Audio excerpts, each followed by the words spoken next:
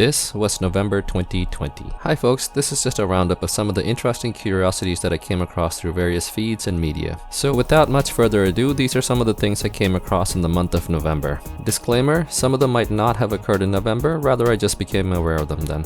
Logitech stock surge. Logitech stock surge due to the work from home trend that's becoming more common due to restrictions and lockdowns. You know the brand. Most people probably used or have used their gear either at home or in the office. It's probably one of the better known and trusted brands as they've been around for a long time and are known to create some of the best consumer level products out there. Now in hindsight, this makes sense. People are forced to work from homes due to the pandemic. And let's face it, unless if you're a creator, gamer, programmer, or someone who does most of their productive tasks at home, in most likelihood, people do not have a proper setup at home when it comes to their computers. Most mere mortals probably have a laptop that just gets bandied around anywhere they need to be and occasionally on a counter or a desk.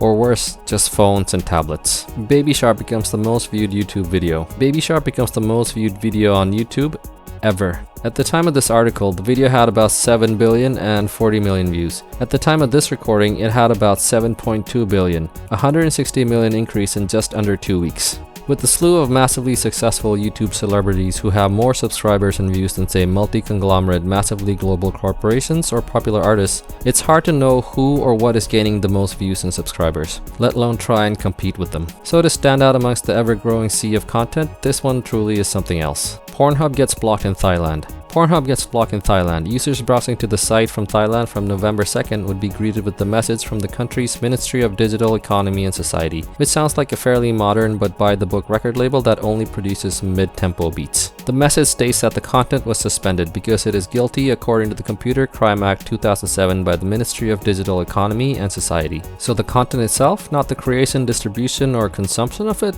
The move comes to curb the prurient, salacious content which is undermining traditional culture and values. Well, hopefully they've helped many a member with No Nut November with this move.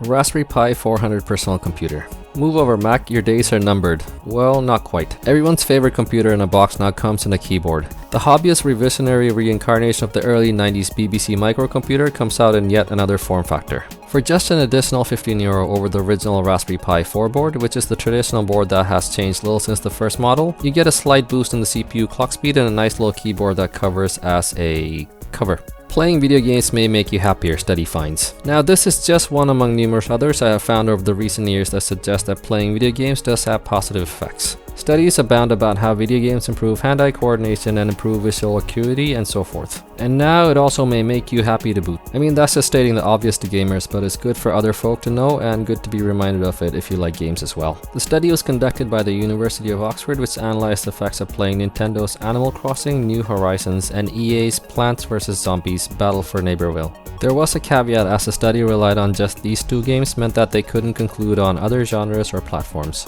Also, the researchers highlighted the dearth of salient data available prior to the study and how generalizations had been made in either direction in spite of such stark lack of data. This research was one of the first to use actual playtime data, so more studies like this will form the linchpin of future studies being based on reliable data rather than just gross assumptions and generalizations. Well, that about does it. Let me know in the comments if you like this video or if you have any interesting stories to share as well. And as always, hit that like button, share the video, and subscribe to the channel to help me out. Have a good one. Bye.